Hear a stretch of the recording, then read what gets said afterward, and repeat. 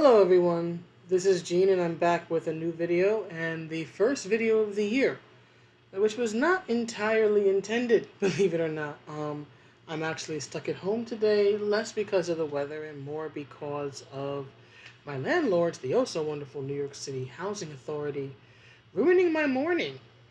Because by the time I was supposed to get in the shower this morning, my hot water was ice cold and there was no water pressure. Then, when they kind of brought the water pressure back, the water was brown as hell. So, yeah, I've been stuck at home because of that today. But I figured that since I am home and I actually do, for once in life, have this very rare thing called time to kill, I would sort of share my thoughts about this new Indiana Jones game that's been revealed. Right? So, I actually wanted to start with this because I really like Sean's tweet here. He says Indiana Jones and the Great Circle for a modern gaming audience, how much pay to play content will be in this? Fair question. But what I want to examine or explore with this little ramble here is more what is the modern gaming audience? Because this little snippet here um, is part of a larger 13-minute presentation. And they show Ron Howard and, sorry, not Ron Howard, sorry, Todd Howard. Todd Howard and this individual, Edward, and several others talking about the game. Edward's part here, um, his section is basically used to sort of segue into why they chose the first person perspective for the game. Right now, I can tell you right there that makes the game unplayable for me because I cannot. I'm not even joking. I cannot play video games in the first person perspective. I can switch between perspectives, right?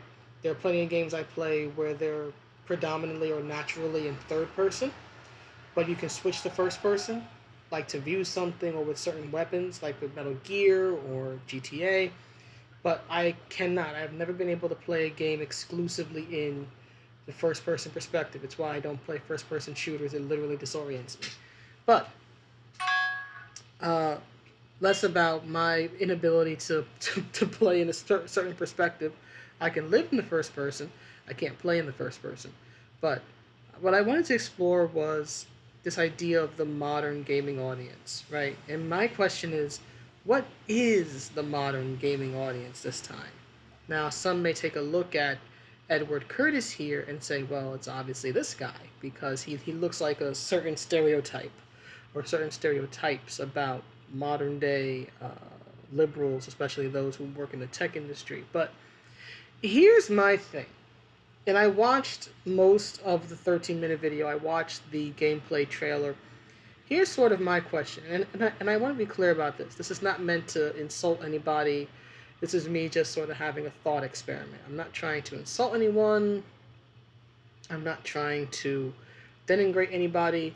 And I have no opinion on the game itself yet because the game is not released, right? And I typically don't do game reviews.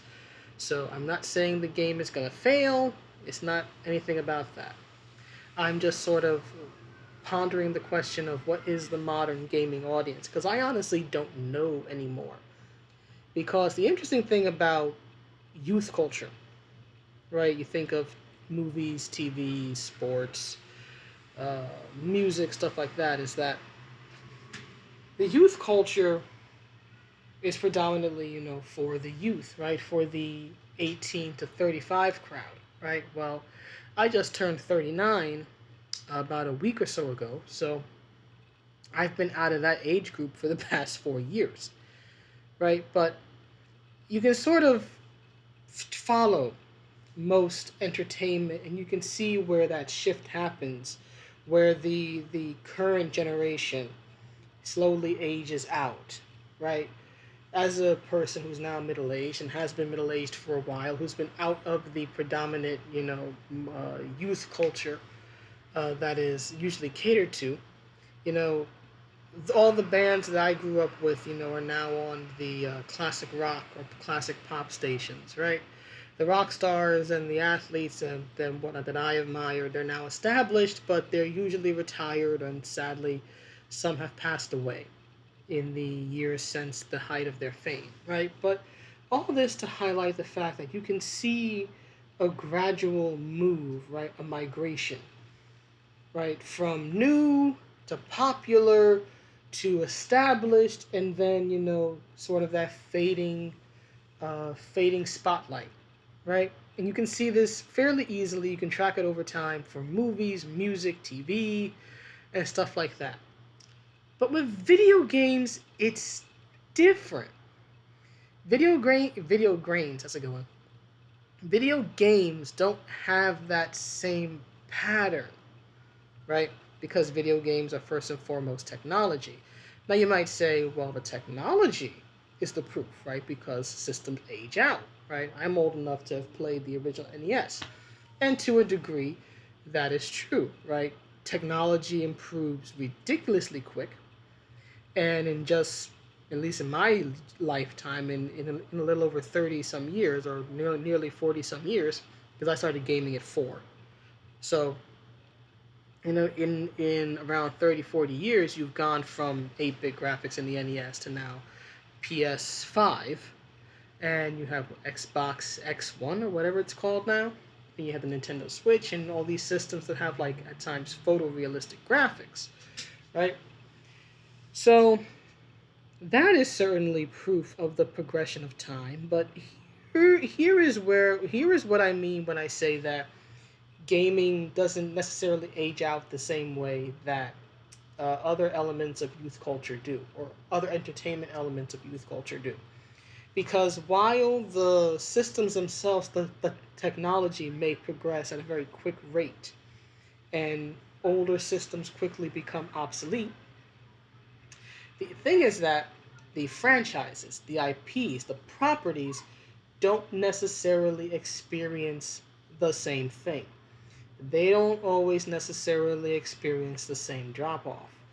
For example, what are the two games that have released or will be releasing just this month?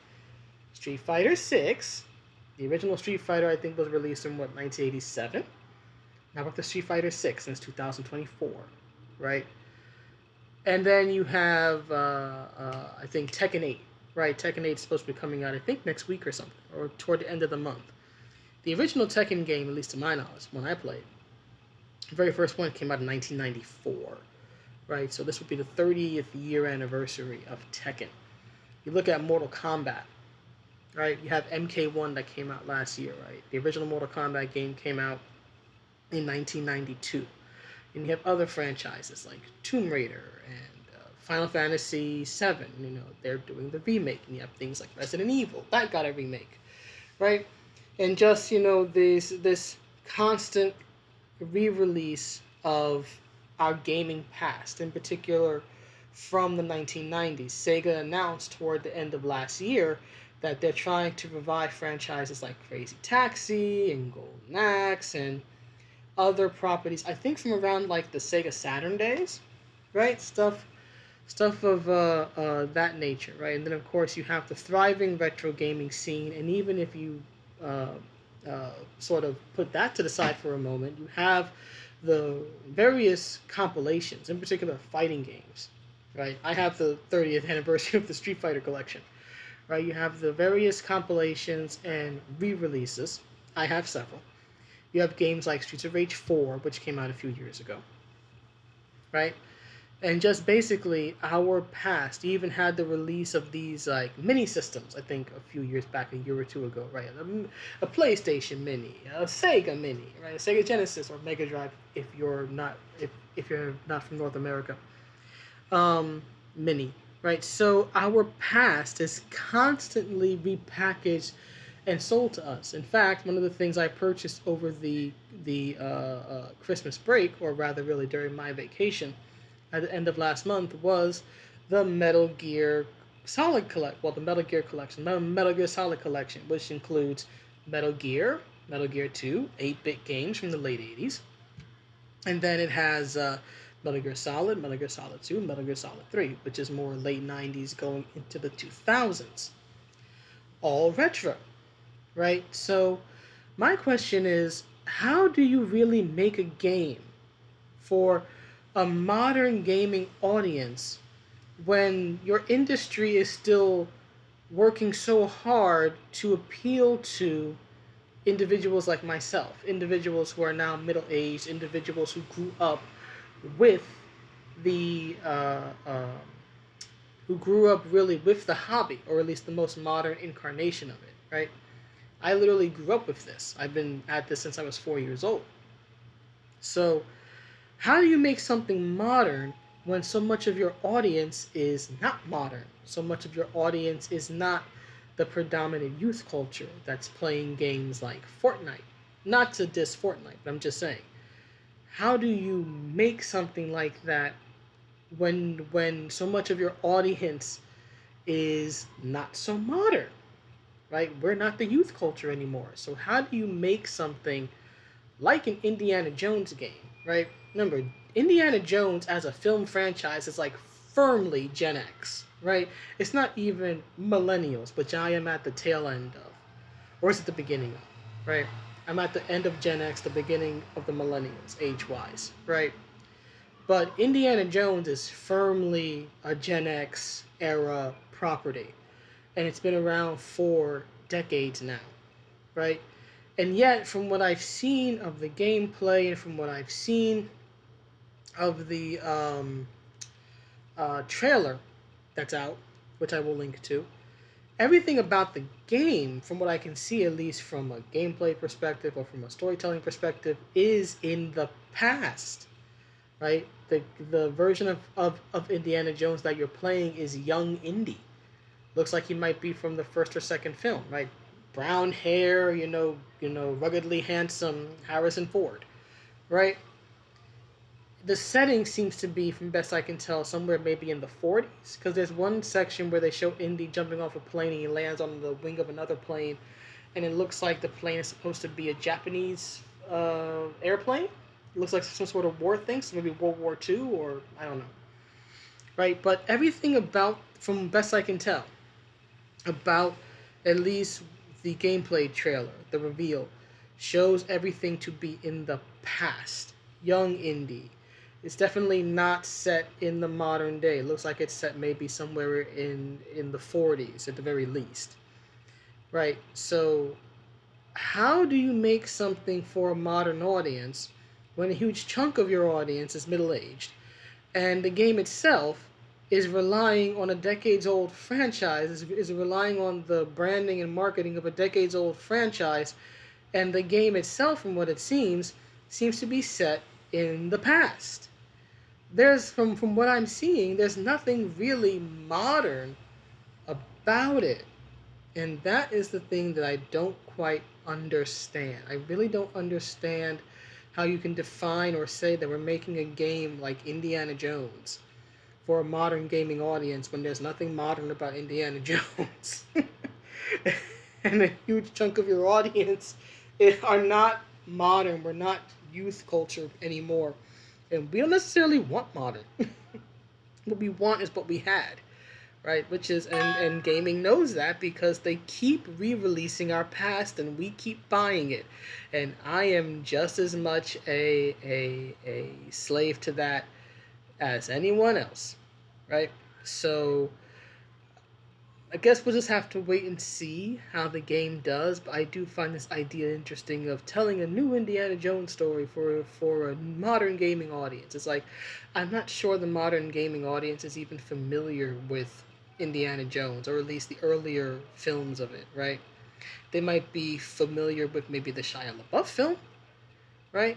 But I'm not sure they're familiar with like when that franchise was big, like in the 80s, right? Like the mid and late 80s. I'm not sure they're quite familiar with that time period. Perhaps the audience that you should be more concerned about is the audience that would have been, depending on their age, either very young and therefore very entranced by Indiana Jones around that time, or the ones who were perhaps young adults and who became entranced with the franchise at that time, right?